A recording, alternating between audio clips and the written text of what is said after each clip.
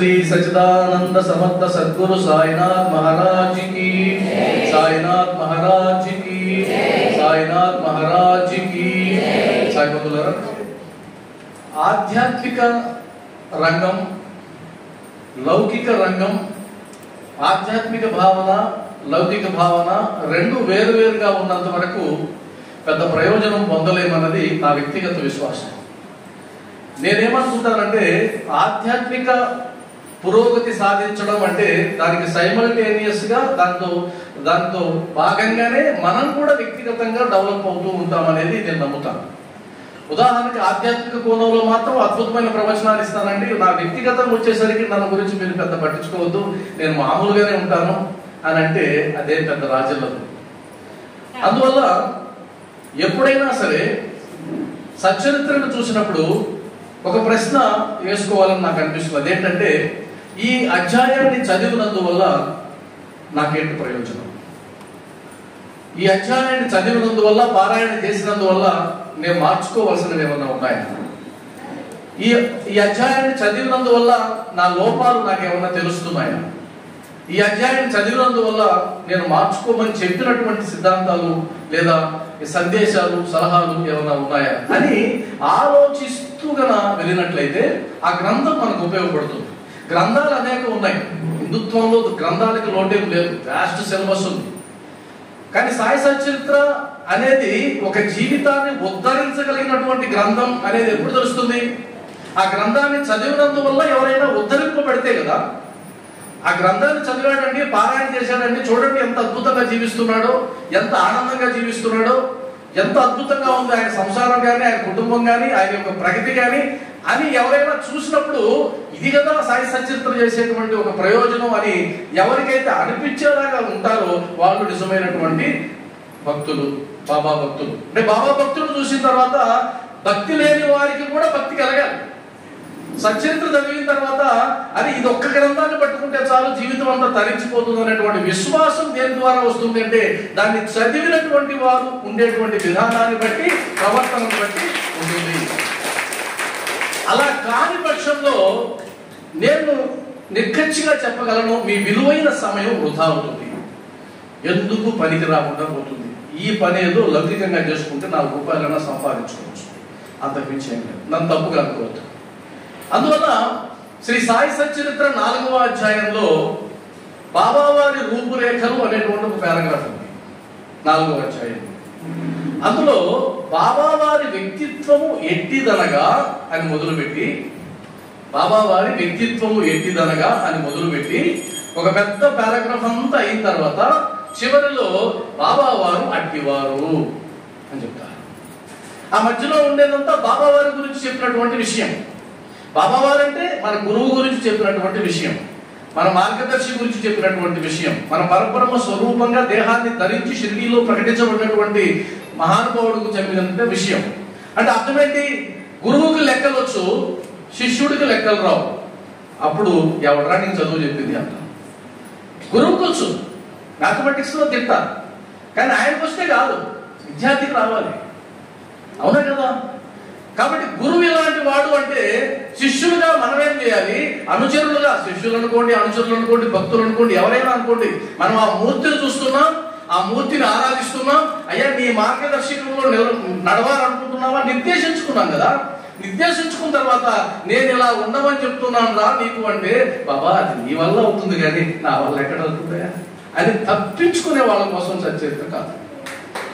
అది తప్పించుకునే వాళ్ళ మనం సింపుల్గా ఏమంటామంటే ఆయన మనమేడంటే మనకెక్కడంటే ఆయన ఉండేది మన కోసం. అక్కడేంటి ఇప్పుడు శిష్యుడు అన్నాడు అనుకోండి, మీరు అడిగారు మీ అబ్బాయిని, ఏమరా నీకు లెక్కల్లో 80 మార్కులు కూడా 60 మార్కులు వచ్చాయి, మీ మాస్టర్ బాగా. మా మాస్టర్ గొప్పడండి, ఆయనకి అన్నీ వచ్చు లెక్కలు. మరి ఆయనకి అన్నీ వస్తే నీకు రావా?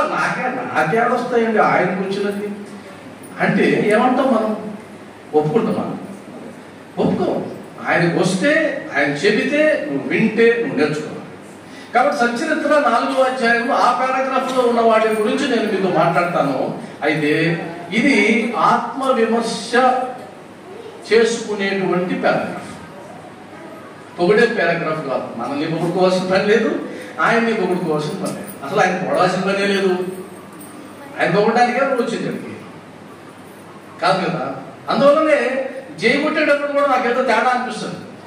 సద్గురు సత్యనారాయణ మహారాజుకి జై అంటే బాబా నీకు జయము కలుగు కాక, నువ్వెవడు రా ఆయన చేయగలని చెప్పడానికి, అంటే నీకు ఆ స్థాయి ఉందా, నీకు జయము కలుగు కాక, అది వేరే అర్థం, నేను ముఖ్యం చెప్తున్నా.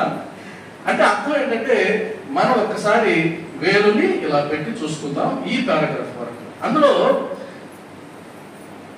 మొట్టమొదటి లక్షణాలు చాలా ఉన్నాయి, 23 లక్షణాలు ఉన్నాయి. అందులో నేను అన్నీ చెప్పడం లేదు, ఎందుకంటే అది భగవత్ స్వరూపానికి సంబంధించిన కొన్ని లక్షణాలు ఉంటాయి, అవి మనం అసలు పోల్చుకోవాల్సిన పని కూడా లేదు. ఉదాహరణకి బాబా వారు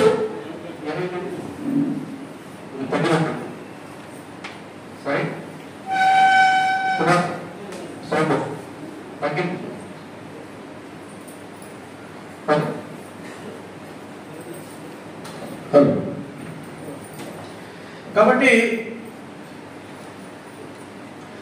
భగవత్ స్వరూపానికి సంబంధించి భగవత్ లక్షణాలు ఉంటాయి కదా, సర్వజ్ఞత్వము, సర్వశక్తిమత్వము, సర్వవ్యాపకత్వము, వీటి గురించి నేను వదిలేశాను. అవి మనకు వల్ల కాదు, మన సాధ్యం కాదు. అవి కాకుండా ఆయన చూసి మనం నేర్చుకోవాల్సినవి కొన్ని ఉన్నాయి, నేర్చుకునే అవకాశం ఉంది. వాటి గురించి నేను అడుగుతాను. మీరు నిక్కచ్చిగా ఆత్మవిమర్శ చేసుకోవాలని కూడా కోరుకుంటూ ఉన్నా, మీరు కానీ నేను కానీ అందరూ కానీ. అందులో మొట్టమొదటి చెప్తూ బాబా గురించి చెప్తే ఏమన్నారంటే, అయ్యా బాబా వారు ఎట్టివారంటే ఆయన కష్టతరమైనటువంటి సంసారాన్ని జయించిన వారు అని అంది. ఆయన జయించారు, మనకు ఆదర్శమూర్తిగా మార్గదర్శిగా నిలబడ్డారు. మనం ఎవరు? జయించిన వాళ్ళమా? కష్టతరమైన సంసారంలో మునిగి దుర్లాడుతున్నటువంటి వాళ్ళము కదా. కాబట్టి ఆయన చూసి నేర్చుకోవాలంటే జయించడం నేర్చుకోవాలి. ఇక్కడ పదం ఏంటంటే సంసారాన్ని జయించడం, సంసారాన్ని త్యజించడం వేరు. త్యజించడం బాబా చెప్పలేదు, జయించడం చెప్పాడు. ఉదాహరణకి ఒక రాజు వేరొక రాజ్యాన్ని జయించాడు అంటే అర్థం ఆ రాజ్యం అంతా పూర్తిగా పోయిందని కాదు అర్థం, ఆ రాజ్యం మీద అధికారాన్ని సంపాదించాడని అర్థం. అవునా కదా? ఆ రాజ్యం మీద అధికారాన్ని సంపాదించాడు అంటే అర్థం ఏంటి? అందులో జనం ఉన్నారు, ప్రజలు ఉన్నారు, అంతా ఉంది, కానీ వారికి అధికారం లేదు, ఈయనకి మాత్రమే అధికారం ఉంది. అది జయించడం. కాబట్టి సంసారాన్ని జయించడం అంటే మీ సంసారం అంతా విడిచిపెట్టేసింది సన్యాసుల్లో చేరుకోండి కాదు. ఆ సంసారం మీద అధికారం గాని బాధ్యత గాని నాది కాదు, భగవంతుడిది అని నమ్మడమే సంసారాన్ని జయించడం. అదే కదా భక్తి. భక్తి అదే కదా చెప్తా ఉంది. అరే నువ్వు కర్తవు కాదురా, కర్త వేరే ఉన్నాడు. నువ్వు జస్ట్ పాత్రధారివి, సూత్రధారి వేరే ఉన్నాడు. నువ్వు నటిస్తున్నావు, దర్శకుడు వేరే ఉన్నాడు. అది నమ్మేస్తే జయించేసినట్టే. కాబట్టి మనం జయించామా లేదా? జయించాం. జయించకపోతే ఈరోజు ఇక్కడ కూర్చోం.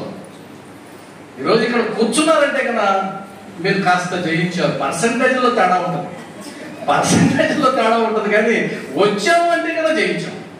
అది 10%, 20% కాదు.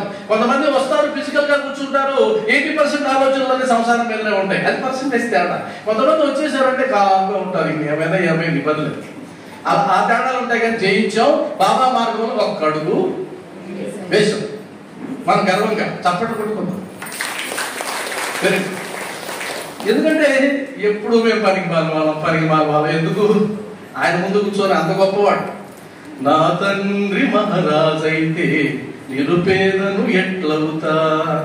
ఆయన మహారాజు అయితే నువ్వు పేదవాడు ఎట్లవుతావురా? నా తండ్రి కోట్లు సంపాదిస్తే వికారం అవుతున్నా. కాదు, ఆయన ఎవరు? అఖిలాండ కోటి బ్రహ్మాండ నాయక రాజాదిరాజ యోగిరాజ పరబ్రహ్మ శ్రీ సద్గురు సచ్చిదానంద. ఆయన దగ్గర కూర్చొని నేను పైకి మాలో ఎంతవుతా? అంత కాకపోయినా కొంతైనా అదే అంటాం కదా, ఎవరితో స్నేహం చేస్తే కాస్తనే రాసుకుంటుంది కదా. కాబట్టి 24 గంటలు మనం సంసారాన్ని జయించడం అంటే నేర్చుకోవాలి. దానికి సంబంధించిన గ్రంథాలు చదవాలి, దానికి సంబంధించిన తత్వ విశ్లేషణ చేయాలి. అది నేర్చుకోవాలి. నేర్చుకున్న తర్వాత మార్చుకోవాలి. ముందు తెలుసుకోవాలి, జ్ఞానాన్ని సంపాదించాలి, తర్వాత మార్చుకోవాలి. ఎలా? నేను ఇప్పుడు ఎలా ఉన్నానో ఎలా ఉండాలి. ఇంకా లంపటంలో కొట్టుకు పెట్టాడుతున్నానా? 50 ఏళ్ళు వచ్చి, 60 ఏళ్ళు వచ్చాయి, 70 ఏళ్ళు వచ్చాయి, ఇంకా సంసారం మీద యావ పోవడం లేదు, ఇంకా దాంట్లో చుట్టుకొని తిరుగుతున్నారంటే కాస్త మార్చుకో. రా, దగ్గరికి వచ్చేస్తుంది, సమీపం వస్తుంది. ఎప్పుడు వస్తుందో పాస్పోర్ట్ తెలియదు. పాస్పోర్ట్ వచ్చిందంటే తట్టాపుట్ట సర్దుకొని పరిగెత్తాలి. అందువల్ల జాగ్రత్తగా ఉంది. రెండవ గుణం చెప్తున్నాను. శాంతియే వారి భూషణము, మనకు అశాంతియే ఆభరణము. ప్రశాంతంగా ఎవరున్నారు అసలు? ప్రశాంతంగా ఉన్నామా? అసలు ఇప్పుడు ఉన్నామా? ఒక కార్యక్రమానికి వచ్చి కూర్చున్నాం, ప్రశాంతంగా ఉన్నామా? లేదు. కొంతమంది పర్సంటేజ్ తేడా ఉంటుంది. కాబట్టి శాంతియే వారి భూషణము. శాంతి అంటే అర్థం ఏంటి అంటే, మీరు ఒక పెద్ద పోలీస్ అధికారి యొక్క పర్యవేక్షణలో ఉన్నప్పుడు ఎంత ధైర్యంగా ఉంటామో, లేదా తలుపులన్నీ బాగా తీసేసుకుని రాత్రిపూట నిద్రపోయేటప్పుడు ఎంత అభద్రతా భావంతో ఉంటామో అర్థం చేసుకోవచ్చు. ఉదాహరణకి మీ చుట్టూ పోలీస్ సెక్యూరిటీ ఉంది, అప్పుడు ఎలా నిద్రపోతాము? ఎవరు లేరు, బిక్కు బిక్కుమంటా ఉంటారు, అన్ని తీసేసి ఉండే ద్వారాలు, తలుపులు కూడా లేవు. ఇప్పుడు సమస్య లేదు, ఏసీ ఉన్నా కూడా నిద్ర. ఇప్పుడు మనం ఉన్నది ఒక పెద్ద అధికారి సమక్షంలో. ఆ అధికారి సమక్షంలో ఉన్నప్పుడు అశాంతికి తావే లేదు. ఎక్కడ అశాంతి ఉంటుంది అంటే, నేనైతే నాకు అర్థమైంది చెప్తున్నా, ఎక్కడ అశాంతి ఉంటుంది అంటే, ఎక్కడ అజ్ఞానం ఉంటుందో అక్కడ అశాంతి ఉంటుంది. ఒప్పుకుంటారా? ఎక్కడ జ్ఞానం ఉంటుందో అక్కడ శాంతి ఉంటుంది. అశాంతి ఎందుకంటే అది కాలేదు, ఇది కాలేదు, అది పోయింది, ఇది పోయింది, అది జరుగుంటే బాగుంది, ఇది జరుగుంటే బాగుండు, ఇది అజ్ఞానం. అప్పుడు జ్ఞానం ఏంటి? జరగవలసింది ఏదో జరిగే తీరుతుంది. హాయిగా ప్రశాంతంగా ఉండొచ్చు. మన పని మనం చేసుకుంటూ, మన సాధన మనం చేసుకుంటూ, పనులు చేసుకుంటూ ఉండాల్సిందే, బతకించమని చెప్పలేదు. కాబట్టి శాంతిని పొందలేకపోయి ఉంటే కనుక ఇప్పటి వరకు మీరు పొందడానికి ఏమేమి జ్ఞానం కావాలో నేర్చుకో. నెక్స్ట్ మార్చుకో. ముందు నేర్చుకో, తర్వాత మార్చుకో. మూడవది, వారు జ్ఞానమూర్తులు. ఎవరు వారు? బాబావారు. కానీ బాబావారు జ్ఞానమూర్తి అంటే నేను అజ్ఞానాన్ని బోధిస్తాను అంటాడు ఒక అధ్యాయం. ఏం బోధిస్తాడు గురువు అంటే? అజ్ఞానాన్ని బోధిస్తాడు. అజ్ఞానాన్ని బోధించి ఇది కదా అజ్ఞానం అని తెలిసిపోయిన తర్వాత మిగిలిందే జ్ఞానం. అంతే కదా? ఇది చేయకూడదు అంటే అర్థం ఏంటి? ఇవి చేయకూడదు అంటే మిగిలినవన్నీ చేయొచ్చు అనే కదా అర్థం.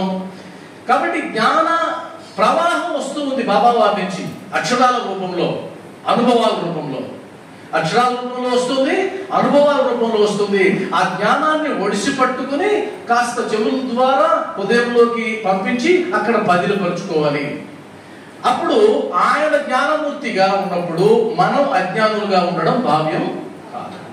ఆ జ్ఞానాన్ని మనం కూడా కాస్త నేర్చుకోవాలి. ఈ రోజు ఒక్కరోజు ఎందుకు కూర్చున్నాము అంటే, ఈ ఒక్కరోజు కొంత జ్ఞానాన్ని మనం సంపాదించుకుంటాం. సంపాదించుకొని వదిలేస్తే ఏం ప్రయోజనం? మార్చుకోవాలి. కాబట్టి జ్ఞానమూర్తి దగ్గర శిష్యులుగా ఉండి, జ్ఞానమూర్తి దగ్గర అనుచరులుగా, భక్తులుగా ఉన్న వాళ్ళు అజ్ఞానులుగా ఉండడానికి వీల్లేదు. మనం కూడా కాస్త జ్ఞానాన్ని నేర్చుకోవాలి. వాస్తవానికి పారాయణం మొదలు పెట్టాము అంటే జ్ఞానాన్ని నేర్చుకుంటున్నామని, అదేదో ఏదో ఒక ఆయనకి ఇచ్చినటువంటి ఒక నిర్ణయం కోసమో, లేదా బాబా నువ్వు ఇది చేసావు కాబట్టి నేను చేస్తున్నానో, ఇది కాదు. జ్ఞానాన్ని నేర్చుకుంటూ ఉన్నాను. ఆ విధంగా గుర్తుపెట్టుకోండి, జ్ఞానం సంపాదించని వాడు శవంతో సమానం. నేను మరలా చెప్తున్నాను, శవం మాత్రమే ఏ జ్ఞానాన్ని సంపాదించలేదు, శవం మాత్రమే నేర్చుకోలేదు, శవం మాత్రమే పరిణతి చెందలేదు. ఏ విషయం నేర్చుకోకుండా ఒక రోజు కానీ గడిచిందంటే ఆ రోజు నువ్వు వృధా చేసినట్టు భగవంతుడి ముందు క్షమాపణ చెప్పాల్సిన పరిస్థితి వస్తుంది. నేర్చుకున్న తర్వాత మార్చుకోవడం, ఈ రెండు మాత్రం జీవితంలో మర్చిపోకూడదు. ఎందుకన్నా ఎక్కడికైనా మీరు బస్సులో వెళ్ళేటప్పుడు మీ దగ్గర హ్యాండ్ బ్యాగ్ ఉంటే ఆ హ్యాండ్ బ్యాగ్ లో ఒక్క గ్రంథమైనా లేకుండా మీరు ప్రయాణం చేస్తున్నారంటే మీకంటే నిర్లక్ష్యమైన వాళ్ళు ఒక్కరు లేరన్నమాట. ఎంతో 3 గంటలు 4 గంటలు 5 గంటలు చేసేటువంటి జర్నీలో ఎప్పుడైనా అవకాశం వచ్చి చదవాలనిపిస్తే ఒక పుస్తకమైనా నీ దగ్గర ఉండాలి కదా. అందువల్ల పుస్తకం ఆభరణం. పుస్తకాన్ని నమ్మిన వారు, గ్రంథాన్ని నమ్మిన వారు అజ్ఞానులుగా ఉండే అవకాశమే లేదు. ఖచ్చితంగా ఒక పుస్తకాన్ని తీసుకెళ్లాల్సిందే. అందువల్లనే గ్రంథాల మీద ఖర్చు పెట్టడం, గ్రంథాలను చదువుతూ ఇంట్లో కూర్చోవడం, మీరు గ్రంథాలు చదువుతుంటే మీ బిడ్డలు చూసి మిమ్మల్ని నేర్చుకోవడం, అంతమించిన గొప్ప ఆస్తి మీ బిడ్డలకి మీరు ఏమీ ఇవ్వలేరు. ఏ ఇంట్లో గ్రంథాలయం ఉంటుందో ఆ ఇల్లే నిజమైనటువంటి స్వర్గసీమ. ఏ ఇంట్లో 54 ఇంచెస్ 64 ఇంచెస్ ఉంటుందో ఏంటది? టీవీ. తప్పే కాదు, కానీ వారు పరోక్షంగా జీవితం మీద విలువ లేనటువంటి వాళ్ళ కింద నేను తీసి పడేస్తాను. అదే ఒక గ్రంథాలయానికి సంబంధించి అనేక గ్రంథాలు చదివి నువ్వు కొనిపెట్టేసి అన్ని పేర్చిపెట్టి అప్పుడప్పుడు చదువుకుంటూ కూర్చుంటే నీ పిల్లల్ని టీవీ చూడొద్దని నువ్వు చెప్పాల్సిన పని కూడా లేదు. ఆటోమేటిక్గా మా అమ్మ చదువుతుంది, మా నాన్న చదువుతున్నాడు, ఒక పుస్తకం తీసుకుంటాడు, చదువుకుంటాడు. అవునా కదా? ఆ కాన్షియస్ లేకుండా జ్ఞానం ఎక్కడి నుంచి వస్తుంది? ఆ జ్ఞానాన్ని సంపాదించే మార్గం చూడండి. 4వది బాబావారు ఉదార స్వభావులు. ఉదార స్వభావులు అంటే ఆయన దగ్గర ఉన్నదాన్ని ఇవ్వడానికి ఇష్టపడతాడు. మనం ఇష్టపడుతున్నామా?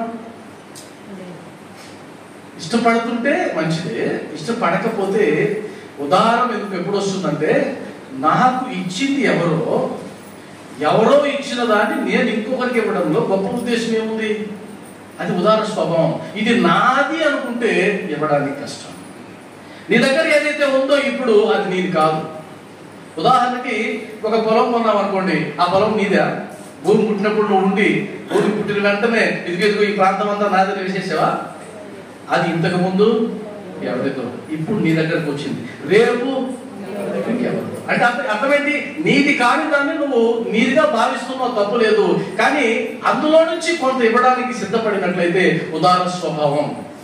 నీ దగ్గర ఉన్న ధనమైనా నీ దగ్గర ఉన్న జ్ఞానాన్నైనా ఉదారంగా పంచిపెట్టగలిగితే బాబాను నువ్వు అనుకరించినట్లే. ఆయన ఉదార స్వభావుడు. ఆయన ఎప్పుడు ఏది ఉంచుకోవాలా? ఏమైనా ఉంచుకున్నాడా? చివరికి ఏమన్నా ఆస్తిపాస్తులు రాయించుకున్నాడా? ట్రస్ట్ ఏమన్నా పెట్టుకున్నాడా? ఏం లేదు. మొత్తం ఆయనకి ఎవరైనా దక్షిణ ఇచ్చింది కూడా ఆయన ఇచ్చిపడేశాడు. ఉదాహరణ స్వభావం. ఆయన నుంచి మనం నేర్చుకోవాల్సింది ఏంటంటే, నీ దగ్గర ఉన్నదాన్ని దాచుకున్నంత వరకు దాచుకో, మిగిలిందైనా పంచిపెట్టు. అంటే ఓవర్ ఫ్లో అయిపోతుంటుంది కదా, అదేనా వచ్చు. అది కూడా పంచకపోతే మురికి పెట్టిపోద్ది నీళ్ళు. ఎవరో ఒకరు తోడుకు పోనింది. బాబావారు అన్నాడు కదా, జ్ఞాన బాంధాగారం పొంగి పొర్లిపోతా ఉందిరా, బండ్లు తెచ్చుకోండి, గుంపాలు తెచ్చుకోండి, తవ్వుకొని పోండి అని అన్నాడు కదా. అంటే ఉదార స్వభావం నా దగ్గర ఉంది, తవ్వుకొని పోండి. కాబట్టి ఉదార స్వభావం బాబావారి తత్వంలో ఒక భాగం. అది ఆయన యొక్క అనుచరులుగా మనం కూడా నేర్చుకోవాలి. అది తర్వాత 5వ క్వాలిటీ, అన్ని చెప్పలేం కానీ కొన్ని చెప్తాం. నశించు వస్తువులందు అభిమానము లేనివారు ఆయన. ఇప్పుడు నీ చుట్టూ ఉన్న వస్తువులన్నింటినీ ఒక్కొక్క దాన్ని తరచు చూసుకుంటూ వెళ్తే నశించని వస్తువు ఏదైనా ఉందా? నశించనిది ఏమీ లేదు. చివరికి ఈ వస్తువు కూడా నశించేది. కాబట్టి నశించని దాన్ని నువ్వు ఒక్కటి చూడలేవు, ఒక పరమాత్ముడు తప్ప. నశించింది ఏమీ లేదు. అంటే నశించని వస్తువులందు అభిమానం కూడా లేదు. నశించు వస్తువులందు అభిమానం కూడా లేదు. అభిమానము ఎప్పుడైతే చంపుకుంటే, మమకారము అభిమానము ఇదే కదా శత్రువులు మనకు. అంటే ఎక్కడ మమకారం ఉంటుందో, ఎక్కడ అభిమానం ఉంటుందో అక్కడ బంధనం ఉంటుంది. ఎక్కడ బంధనం ఉంటుందో అక్కడ దుఃఖం ఉంటుంది. అంతే, తిరుగులేదు. నీకు దుఃఖం వచ్చిందంటే ఒక దాంతో అటాచ్ అయిపోయినావు కాబట్టి దుఃఖం వచ్చింది. ఇప్పుడు 5 ఏసీలు వస్తున్నాయి. పొరపాటున ఈ 5 ఏసీలు ఆగిపోయినాయంటే దుఃఖం మొదలైంది. ఎందుకంటే బంధనం, ఏసీతో బంధనం. అంతే కదా, బంధనం అయిపోయింది. నా 2 గంటలు హాయిగా ఉండిందండి, కరెంటు పోయింది, ఇంకా చూసుకోండి మా పరిస్థితి. బంధనం అంటే చిన్న వాటికి కూడా బంధనం ఏర్పడుతుంది. ఈ బంధనాలన్నీ ఏం చేస్తాయి? మన దుఃఖానికి దారి తీస్తాయి. కాబట్టి నశించు వస్తువులందు, ఇంకా అన్నారు నెక్స్ట్, భూలోకం ముందు కానీ స్వర్గలోకం ముందు కానీ ఉన్నటువంటి వస్తువుల మీద కూడా అభిమానం లేదు. స్వర్గలోకంలో ఏమున్నాయి? భూలోకంలో తెలుస్తుంది మనకు. స్వర్గలోకంలో ఉన్నారు కదా, రంభ, ఊర్వశి, మేనక, గాన సభలు, అమృతాలు, అసలు దిగులే లేదు అక్కడ. కాబట్టి ఏమంటారు పూజారి గారు? స్వర్గలోక ప్రాప్తి వస్తూ. అప్పుడు జ్ఞానం ఏమంటాడు? నమస్కారం ఆయన, బాబా వారు స్వర్గాన్ని కూడా కోరుకోలేదు, మాకు స్వర్గలోకం వద్దు, నరకలోకం వద్దు, ఆయన పాదాల చెంత అంత స్థలం ఉండే ఏర్పాటు చేయి.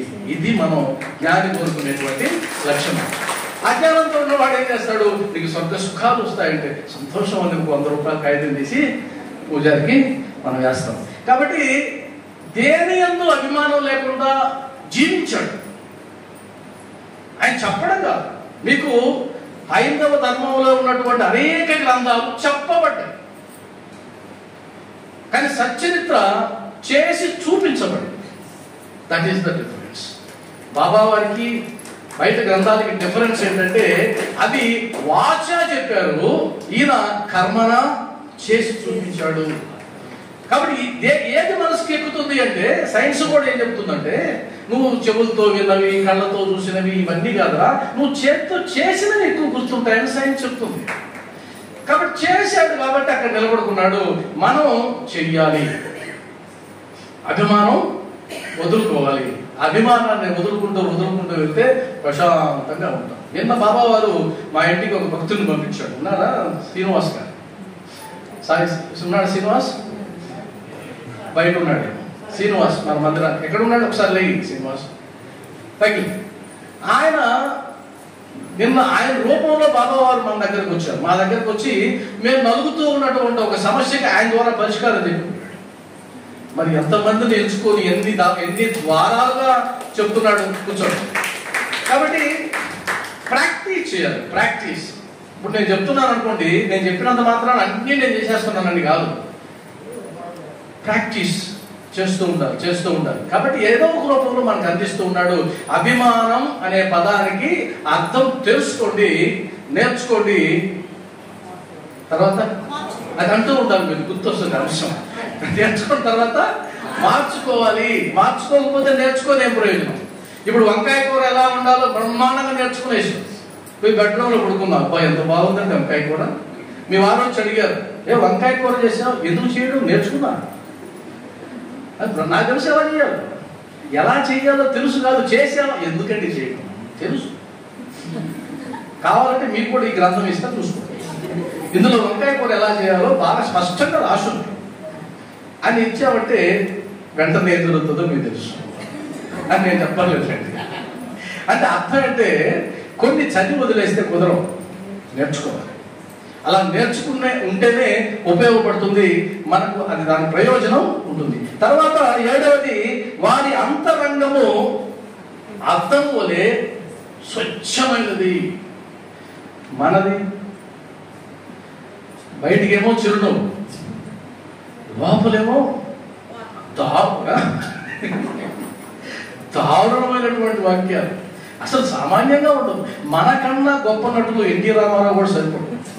ఆయన అంటారు కానీ విశ్వవిఖ్యాత నటసార్వభౌమని, అబద్ధం. మనం ఆయన కంటే గొప్ప నటులు ఎవరైనా ఉన్నారంటే లౌకికం తెలిసినటువంటి మనిషి. ఇప్పుడు ఏం నటిస్తాడు. మొన్న ఈ మధ్యనే గురువు గారు అంటే 2 సార్లు పిలిచినాడు. అప్పుడు నన్ను గురువు గారు అన్నారని పొంగిపోయినా. పక్క రోజు ఫోన్ చేసి 1000 రూపాయలు ఫోన్ పే కొడతానా అన్నాడు. ఓహో, ఈ గురువు గారు అన్నది ఈ పక్క రోజు వచ్చే 1000 రూపాయలు ఫోన్ పేకా? అప్పుడు అర్థమైంది, ఓహో గొప్ప నటున్నాను ఆయన. అప్పటి నుంచి గురువు గారు అంటే పెనాల్టీ పడుతుంది కాబట్టి వద్దు అనే పరిస్థితి వచ్చింది. అందువల్ల నటించడం అలవాటు ఉండేవాడికి ప్రశాంతత ఎక్కడ వస్తుంది? ప్రతిబింబం ఎలా కనిపిస్తుంది? నువ్వు అద్దంలో చూసుకుంటే నీ భావం ఎలా ఉందో అలానే కదా కనిపిస్తుంది అద్దం, ప్రతిబింబం. కానీ మనం ఏం చేస్తామంటే చార్లెస్ సోమరాజు కంటే గొప్పవాళ్ళం మనం. ఆయనకు మిషన్లు పెట్టినా సరే ఆయన నుంచి నిజం చెప్పించలేదు. చార్లెస్ సోమరాజు వినుంటారు మీరు. అంతర్జాతీయ దొంగ, మన ఇండియా వాడు, గొప్పవాడు, గొప్పగా చెప్పుకోవాల్సిన వాడు, మేధావి. అతనికి మిషన్లు పెట్టినా కూడా, లైట్ డిటెక్టర్లు పెట్టినా ఆయన నుంచి నిజం చెప్పించలేదు. సాధ్యంగా మిషన్లు ఓడిపోయినాయి. అంత గొప్పవాడు, అంత ఏకాగ్రత ఉన్నవాడు. మనం అంతకు మించిన వాడు. అందువల్ల అలా నటిస్తూ పోతే నీ జీవితం కూడా నటన కింద మారిపోతుంది. నీతో కూడా అందరు నటించడం మొదలు పెడతారు. చివరికి నీ సినిమా అట్టర్ ఫ్లాప్ అవుతుంది. అర్థమైందా? అందువల్ల నటించడం మానేసి నువ్వు ఎలా ఉన్నావో అలాగా ప్రవర్తించడం మొదలుపెట్టు. తప్పైతే పర్లేదు, సరిదిద్దుతారు బాబా వారు. ఏమన్నా నాకు ఇది అనిపిస్తుందండి, ఇది అనిపిస్తుంది. ఒకవేళ రైట్ అయితే ఓకే, రాంగ్ అయితే చెప్పండి, నేర్చుకుంటా మార్చుకుంటా. అర్థమైందా? కాబట్టి నువ్వు ఎలా ఉన్నావో అలాగే ప్రపంచానికి కనిపించు, దాచిపెట్టుకోవద్దు. ఇది నా అప్పీల్. బాబా వారు అలాగనే జీవించారు. ఆయన అలాగే జీవించారు. ఎంతకాలం ఆయన శరీరంతో ఉన్నారో ఎక్కడ దాపరికం లేనటువంటిది. ఆయన దగ్గర దాపరికమే లేదు, అస్సలు దాపరికం లేదు. మీరు కావాలంటే ఆయన ఒకవేళ దాపరికంతో ఉన్నవాళ్ళై ఉంటే కనుక ఇన్ని కోట్ల మంది ఆయన్ని పూజించే అవకాశమే లేదు. ఆ తర్వాత ఆయన పేర్లు పెట్టుకున్న వాళ్ళు కూడా పరిమితులైపోయినారు. అంతేగాని అంత అద్భుతంగా వైభవం రాలా. ఎందుకంటే ఆయన అంత అర్థంలాగా ఉన్నాడు. కాబట్టి సచరిత్ర కూడా మీకు బోటకం చెప్పలేదు. ఏదైతే నిజమో అదే చెప్తుంది, దాన్ని పాటిస్తే సరిపోతుంది. తర్వాత వారి వాక్కుల నుండి అమృతం స్రవించుచుండేది. ఈరోజు సచరిత్రలో ఉండేదంతా ఏంటంటే బాబా వారి వాక్కు కాదా. ఆయన మాట్లాడుతున్నాడు మనతో, ఎప్పటిదాకా మాట్లాడుతాడు, ఎప్పటిదాకైనా మాట్లాడుతూనే ఉంటాడు. ఈ తరం పోయినా ఇంకో 10 తరాలు వచ్చినా మాట్లాడుతూనే ఉంటాడు. ఇప్పుడు మన తరం నడుస్తూ ఉంది కాబట్టి మనం అందరం ఉన్నాం మేడం. ఇంకొక 50 ఏళ్ళ తర్వాత 60 ఏళ్ళ తర్వాత ఇంకో తరం వస్తుంది. ఇక్కడ కూర్చుంటుంది వేరే తరం. ఇంకొక 100 సంవత్సరాల తర్వాత వేరే తరం వస్తుంది. ఫేసులే ఉండవు, కానీ ఇది మాత్రం అలానే ఉంటుంది. అక్షరాలు మారవు, బోధ మారదు. కాబట్టి బాబా వారు మనకు అమృత వాక్కులు ఇస్తున్నారు. ఆ వాక్కులని ఒక ఇంటి పెద్ద చెబితే ఎలా వినాలో అలా విన్నప్పుడు, ఉదాహరణకి తండ్రి చెప్పాడు కొడుకు ఇలా చేయొద్దురా అని. కొడుకు అన్నాడు తండ్రితో, నీకు తెలియదులే అని. ఇదే కదా అంటాడు. ఎప్పటిదాకంటాడు నీకు తెలియదని. ఎప్పటిదాకంటాడు ఆయన తండ్రి అయ్యేదాకంటాడు. ఈయన ప్లేస్లో ఇంకోటి వస్తాడు. అప్పుడు ఈయన అంటాడు చెప్తే వినరా అంటాడు. వాడంటాడు నీకు తెలియదులే. ఇది కంటిన్యూస్ ప్రాసెస్. ఇది కంటిన్యూస్ ప్రాసెస్.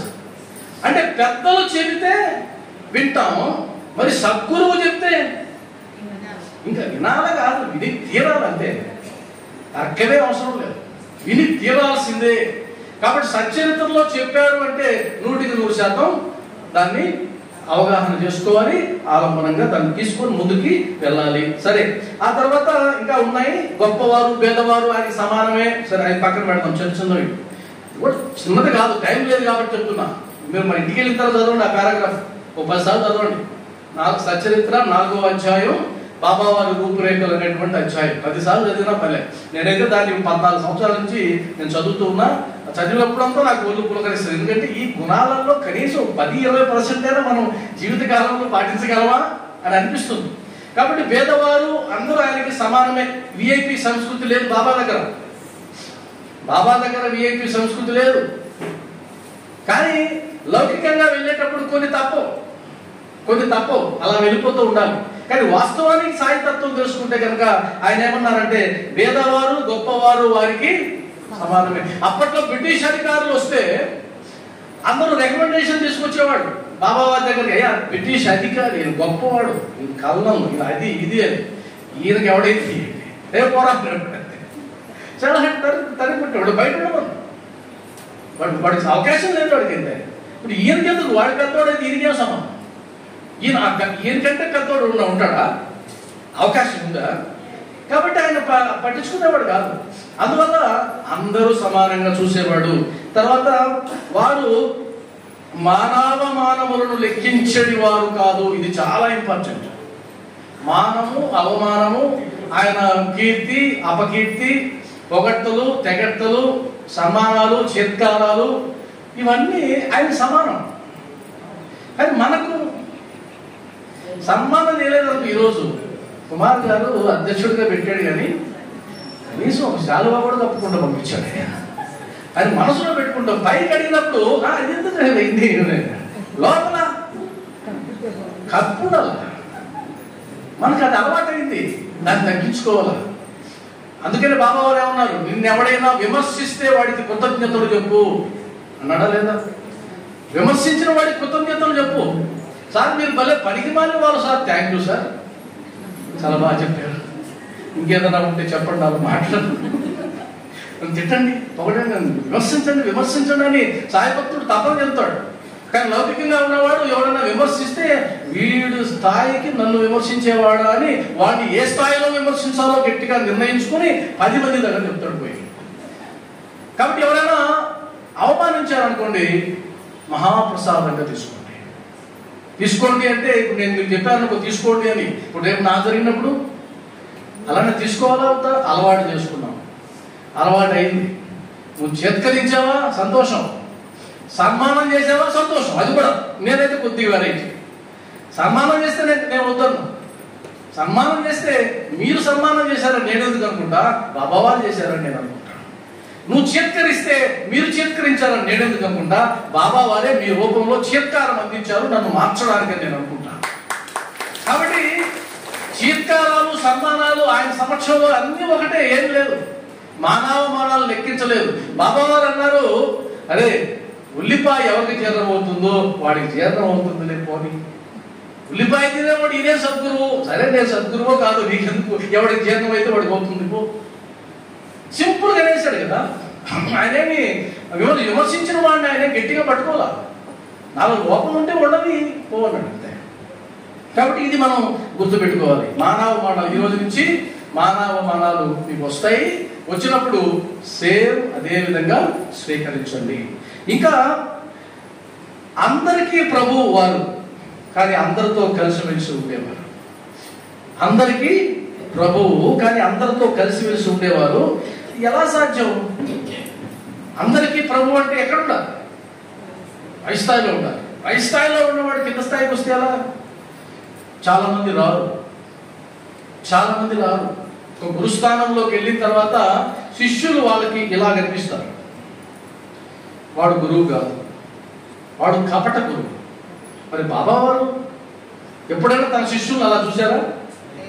శిష్యులను సమానంగా గౌరవించారు. శిష్యులకి సేవ చేశారు. అరే నీకు నాకు తేడా ఉందని జనం అనుకుంటారు, కానీ అది అబద్ధం. నువ్వు నేను ఒకటే అని అన్నారు. అంటే ప్రభువు యొక్క స్థాయిలో ఉన్నా కూడా ఆయన దిగి అందరితో సమానంగా ఉండేవారు. కాబట్టి బాబా వారి తత్వం ఏంటంటే, నా వరకు నేను సాధన చేసుకుంటా, నా వరకు నేను గొప్పగా ఉంటా, నా వరకు నాకు కీర్తి ప్రతిష్టలు వస్తే చాలు. ఇది బాబా మార్గం కాదు. నువ్వు దిగాలి, నువ్వు జనంలో కలవాలి, జనంతో తిరగాలి, వాళ్ళకి బోధ చేయాలి, నీ బాధ్యత నువ్వు నిర్వర్తించాలి. ఇది బాబా వారు ఇచ్చినటువంటి బోధ. అదేవిధంగా ఇందా చెప్పుకున్నాం, వారి అంతరంగము సముద్రం వలె ప్రశాంతంగా ఉండేది. ఇందా చెప్పుకున్నాం కదా. బయటికేమో సముద్రం దగ్గరికి వెళ్తే ఘోష వినిపిస్తూ ఉంటుంది, లోపలికి వెళ్తే ఏమో ప్రశాంతంగా ఉంటుంది. కాబట్టి మన జీవితంలో మన దగ్గర నుంచి చూసే వాళ్ళకి ఏమో ఇన్ని కష్టాలు పడుతున్నారా వీళ్ళు. ఇందాక కూడా ఎవరు అన్నారు, నా జీవితంలో ఇన్ని కష్టాలు పెడుతున్నాడు బాబా వారు అని అన్నారు. అవి అలలు అలా అనిపిస్తాయేమో. నువ్వు ప్రాక్టీస్ చేయాల్సింది ఏంటంటే, అన్ని అలలు దాటుకుని ముందుకు వెళితే ప్రశాంతతే నీకు దొరుకుతుంది. నువ్వు అలలు పట్టుకునే కూర్చొని ఇంకా అలల్నే చూస్తున్నావు, ఆ శబ్దాన్నే వింటున్నావు, ఆ ఘోషనే వింటున్నావు. ఏంటి ఘోష, ఏంటి గోల అనుకుంటున్నావు? కాదు, 4 అడుగులు ముందుకు పోయి. మీరు కావాలంటే సముద్రంకి వెళ్ళినప్పుడు చూడండి, అక్కడి నుంచి పడవ తీసుకుని వెళ్తుంటారు కదా లోపల చేపలు పట్టడానికి. అంత సులభంగా ఉంటుందా? ప్రారంభం ఉంటుందా? చూశారు కదా ఎప్పుడన్నా? అంత సులభంగా ఉండదు. 10 మంది చేరి దాన్ని ముందుకు నెడతారు. ముందుకు నెట్టి లోపలికి వెళ్ళిన తర్వాత ఎవరు అవసరం. అదేవిధంగా బయటకు వచ్చేటప్పుడు చూడండి, బయటకు వచ్చేటప్పుడు కూడా చాలా మంది ఉంటారు. వాళ్ళు ఒడ్డుకు వేసి రావడానికి చాలా కష్టం ఉంటుంది, అలల మధ్యలో రావడానికి. జీవితం ఎప్పుడు ఇలానే ఉంటుంది. జీవితంలో నీకు అలలు వస్తున్నాయి అంటే ఆ పైన ప్రశాంతత వస్తుందని గుర్తు. జీవితంలో కష్టాలు వస్తున్నాయంటే ఆ పైన సుఖాలు ఉన్నాయని గుర్తు. ఇప్పుడు సుఖంగా ఉన్నావు అంటే రాబోయే సమయంలో కష్టాలు కూడా రావచ్చు అని గుర్తు. ఈ ఎరుకనే జ్ఞానం అంటారు. ఈ ఎరుకనే జ్ఞానం. సుఖంగా ఉంది కదా జీవితం గడిచిపోతుందని చెప్పలేము. సస్పెన్స్ థ్రిల్లర్ జీవితం. రావచ్చు కష్టాలు ఉన్నాయి కదా ఇలానే జీవితం ఉంటుందని చెప్పలేము. మరలా అన్ని వెళ్ళొచ్చు, హాయిగా జీవించవచ్చు. అందువల్ల ఎప్పుడు కూడా సముద్రం ఎలాగైతే లోపలికి వెళ్ళే కొద్ది ప్రశాంతంగా ఉంటుందో, జీవితంలో ఒక్కొక్క కష్టం దాటిన తర్వాత నువ్వు ప్రశాంతంగా ఉండడం నేర్చుకోవాలి. అలా నిన్ను నువ్వు మార్చుకోవాలి. ఇది గుర్తుపెట్టుకోండి సాయి ముందుగా. తర్వాత సిద్ధపురుషుడైనప్పటికీ సాధకుల వలె నటించువారు. సిద్ధపురుషుడైనప్పటికీ సాధకుని వలె నటించువారు. నటన అంటే ఆ పై స్థాయిలో ఉన్న బాబా నేను అంత స్థాయి కాదురా, ఎందుకంటే నేను అంత స్థాయిలో ఉన్నానని నువ్వు భావించినట్లయితే నువ్వు నాకు దూరం అవుతావు. నువ్వు నా దగ్గరకు రావు. నువ్వు నా దగ్గరకు రాకుండా నేను నీకేం నేర్పించలేను. అంతే కదా. శిష్యుడు భయపడ్డాడు అనుకోండి. ఉదాహరణకు ఒక పై స్థాయిలో ఉన్న వ్యక్తి దగ్గరికి వెళ్ళాలంటే అపాయింట్మెంట్ కావాలి. మీరు అపాయింట్మెంట్ లేకుండా ఒక ముఖ్యమంత్రికి గెలవగలరా? నేరుగా నేను వచ్చానని చెప్పండి. కర్లపూడి కృష్ణ సత్సంగాలు చెప్తాడు. ఎవడురా వాడు అయ్యా నువ్వు సత్సంగాలు సరే సార్, మీరు ఏమైతే తర్వాత సంగతి. మీరు ముఖ్యమంత్రిని కలవాలంటే యూ నీడ్ అపాయింట్మెంట్. సరే వచ్చానండి అపాయింట్మెంట్ కుదరదు, నువ్వు అప్లై చేసుకోవాలి, పేషీలో చెప్పుకోవాలి. ఏమని చెప్పుకోవాలి? నేను ఇందుకోసంగా ముఖ్యమంత్రిని గారిని కలవాలనుకుంటున్నాను, నేను ముఖ్యమంత్రిని గారిని కలిసినందువల్ల నాకు ప్రయోజనం అని రాశారనుకోండి, అపాయింట్మెంట్ రాదు. నేను ఆయన్ని కలిసినందువల్ల ఆయన ప్రయోజనం, నాతో మాట్లాడితే ఆయన ప్రయోజనం అన్నారనుకోండి, అపాయింట్మెంట్ చెప్తారు, పోయి సార్ మీకు ఏదో ఉపయోగం అంట. ఆయన వస్తే సరే 8 నిమిషాలు టైం ఇస్తారు, మీకు 5 నిమిషాలు ఇచ్చారు, 10 నిమిషాలు ఇచ్చారు. ఒక రాష్ట్రాన్ని ఏలేటువంటి ఒక ముఖ్యమంత్రిని కలవడానికే నీకు అన్న అపాయింట్మెంట్ ఉంటే, పరబ్రహ్మ స్వరూపుడైనటువంటి ఆయన ఎప్పుడన్నా నీకు అపాయింట్మెంట్ అడిగాడా? అడిగాడా? నువ్వు కుదరదురా అన్నాడు. ఆయన ఏమన్నాడు? అపాయింట్మెంట్ వద్దురా నాయన, 2 పైసలు ఇరా చాలు అన్నాడు. దక్షిణ, అది కూడా ఎవరిని ఉద్ధరించే దక్షిణ? మనల్ని మనం ఉద్ధరించుకునే దక్షిణ. అక్కడ సీఎంకి ప్రయోజనం ఉండాలి, ఇక్కడ నీకే ప్రయోజనం కదా. గుర్తు పెట్టుకోవాల్సింది ఏంటంటే, ఒక మహాత్ముడు ఆయన యొక్క దర్శనం మనకు సులభంగా అవుతుంది అంటే మనం నిర్లక్ష్యంగా భావిస్తాం. అలా కాకుండా ఆయన్ని కలవడం చాలా కష్టమండి అన్నారనుకోండి, గొప్పగా భావిస్తాం. ఇది మానవ నైజం. మీకు 30 గంటలు క్యూలో పడికలా పోతే వెంకటేశ్వర స్వామి దగ్గరికి, అప్పుడు 1 నిమిషం కూడా ఉన్నవాడు బయటకు వచ్చి అంటే అబ్బా ఏమి దర్శనం, ఆడ దర్శనం ఆడ అయ్యేదో కాదు ఈ 30 గంటలు పడినందుకు. అలా కాకుండా మీరు పోగానే దర్శనం అయిపోయింది అనుకోండి, అప్పుడు అంతేం ఉండదు, అంత థ్రిల్ ఉండదు.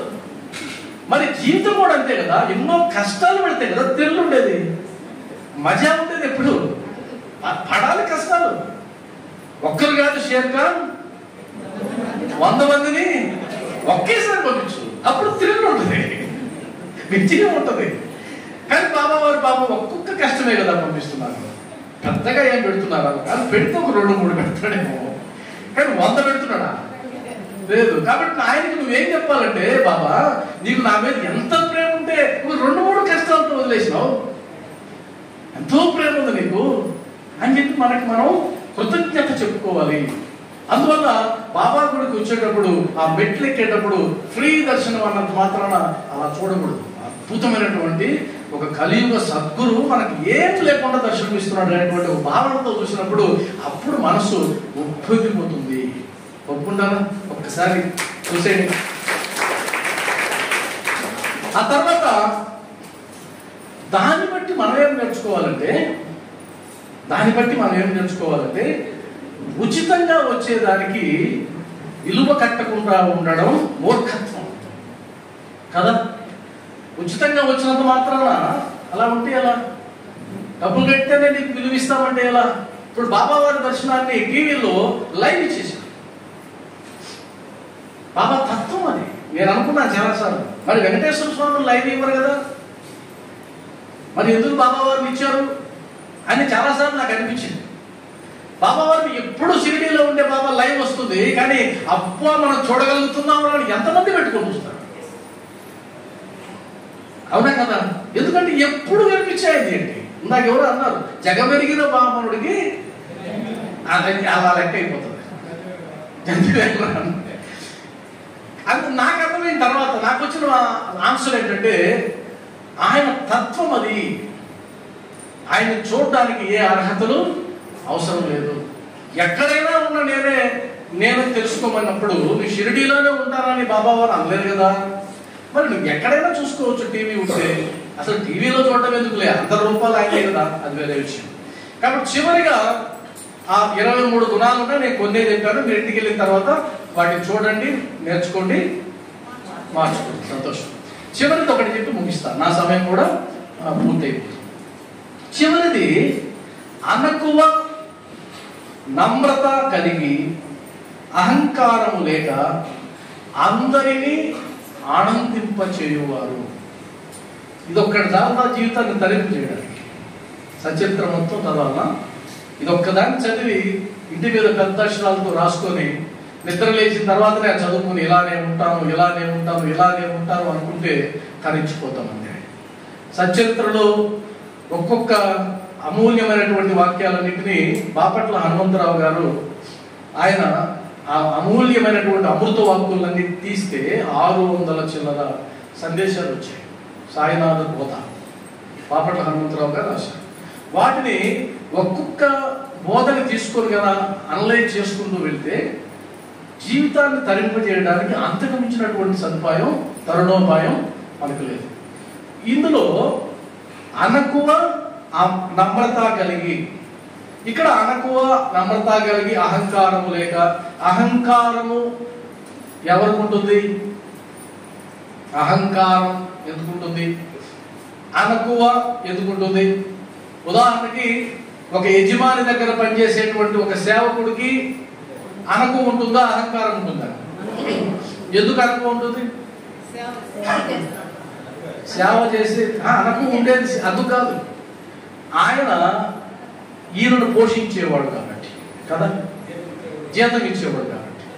నువ్వు జీతం ఇచ్చేవాడి దగ్గరికి వెళ్ళి తలెగరేస్తే నీ ఉద్యోగం కాస్త ఊడుతుంది. అక్కడ అనకుగా ఉండడం అన్నది కంపల్సరీ, తప్పదు. ఇంక నీకు ఇంకో ఛాన్స్ లేదు. ఉదాహరణకి మా ఎంఈఓ ఉన్నాడు, ఎంఈఓ దగ్గరకు పోయి భుజం చేసి ఏమైనా బాగున్నావా అంటారా నేను? అలా అని నువ్వు జీవివే నేను జీవే, నీలో ఆత్మ నాలో ఆత్మ, నువ్వు ఎంఈఓ అయితే నాకేమి, ఇద్దరు ఒకే ఆత్మలో ఒకే తండ్రి బిడ్డలు అన్నామనుకో, క్లాసు పీకినామనుకో, సత్సంగం చెప్పామనుకో, ఆయన సాయంత్రానికి బూస్టింగ్ ఆర్డరు ఏ రూపంలో ఆయన చిత్రం చేసుకుంటాడు, వీడి బాగా ఎక్కిందిరా అంటాడు. కాబట్టి ఆయనతో నేను అలా ఉండను. ఎందుకు ఉండను అంటే నన్ను పోషించడానికి అవసరమైనటువంటి సదుపాయం ఏదైతే ఉందో దాన్ని క్రియేట్ చేసిన వాడు, లేదా ఇవ్వడానికి సహకరించేవాడు ఆయన కాబట్టి. మరి నిన్ను పోషించేది ఎవరు? అంతే సులభం, పెద్ద విషయం ఏం అవసరం లేదు. నన్ను పోషించేవాడు భగవంతుడు, నన్ను పోషించేవాడు సాయినాథుడు ఎవరైతే అనుకుంటారో అహంకారం అంగిపోతుంది. మరలా ఆ సాయినాథుడే అందరి రూపాల్లో ఉన్నాడని ఎప్పుడైతే అనుకుంటావో అందరి పట్ల ఇక అంతకు మించి ఏం కావాలండి? అరుణోపాయం లేదు సాయి చెప్తున్నారు.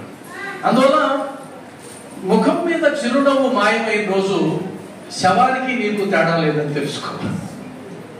ఇది భగవంతుడు మనకి ఇచ్చినటువంటి అద్భుతమైనటువంటి అవకాశం, చిరునవ్వు నవ్వడం. నేను సీరియస్ గా సత్సంగా చెప్పను, నాకు కానీ చెప్తే 100% ఫెయిల్ అయిపోతాను. నేను చెప్పలేను, అది తప్పని కూడా నేను అనుకోను. ఎందుకంటే సచ్చిదానంద స్వరూపుడి దగ్గర మనం ఉండి ఆ ఆనందాన్ని అనుభవించడం చేత కాకపోతే మనకంటే అజ్ఞానంలో ఇంకొకరు. కాబట్టి బాబా మార్గంలో ప్రయాణిద్దాం, బాబా చెప్పినటువంటి బాటలో ప్రయాణిద్దాం. ఆయన నుంచి అనేక అక్షర జ్ఞాన గులికలు సచరిత్ర ద్వారా మనకు అందించారు.